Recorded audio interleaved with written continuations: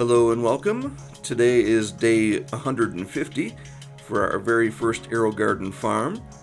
The last video we did for this garden was on day 75, so wanted to do a quick update and really an overview of what our thoughts are on the first 150 days.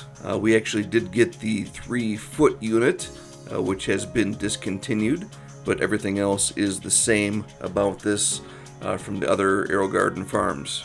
So we've grown lettuce on the right side of the garden and tomato plants on the left side of the garden. And this is the right side here on day 150. You can see where my cat's been chewing on the leaves still. We actually have a video of that experience. We've taken some plants out that have been slowly not producing. And you can see that it's flashing that it needs nutrients. That is because we are 2 weeks past due on adding nutrients. We actually intended to reset the garden and plant new items, but just really wanted to see how long the lettuce would continue to produce with water only, and it certainly continued to produce. Here's a quick flashback to day 100. This is my harvest from day 100, including the spinach there. This was really the maximum number of items we had planted in the garden, and you can see that it was a bountiful harvest. And really we've been getting this type of a harvest pretty much once a week since really everything had matured. So basically what you see here times 12, which has really just been super cool. Here's another quick look at another harvest on day 136.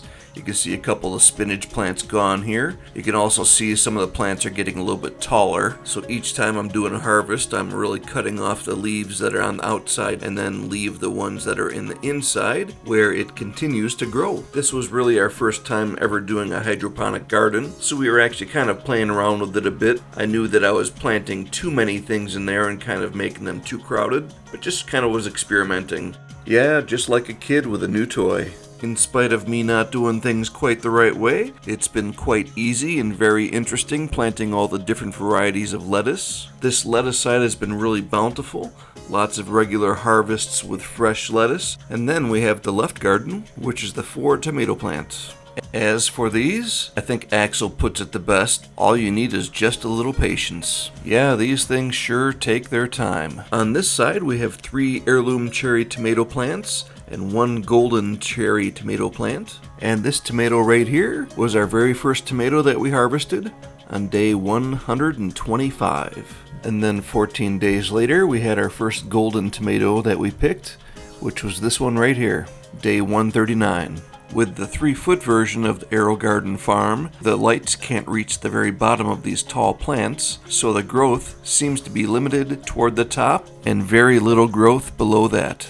In our case, this golden tomato plant has been dominating this whole garden. It really has pushed out the other ones quite drastically, so it's been producing a lot more tomatoes than all 3 of the heirloom cherry tomato plants combined. At this point, we've only harvested about a couple dozen tomatoes from all 4 of these plants, but since it just got started a couple weeks ago, we're hoping that this will continue to be more fruitful in the weeks to come. Only time will tell. Now this small plant here is actually pretty cool, because this was actually taken from the golden tomato plant as a clipping and planted it separately, and it sprung its own roots. And then I ended up actually transplanting this outside into soil, and it was doing very well. Until one morning we woke up and saw that the rabbits had eaten this completely. That was certainly quite disappointing, but at the same time, we were very pleased with the results we had with transplanting it. Now as for pollinating, the method that I've stuck to the most ever since day 75 is I've just been pollinating by gently shaking the plants, by tapping on the stalks or the various branches that have the blooming flowers.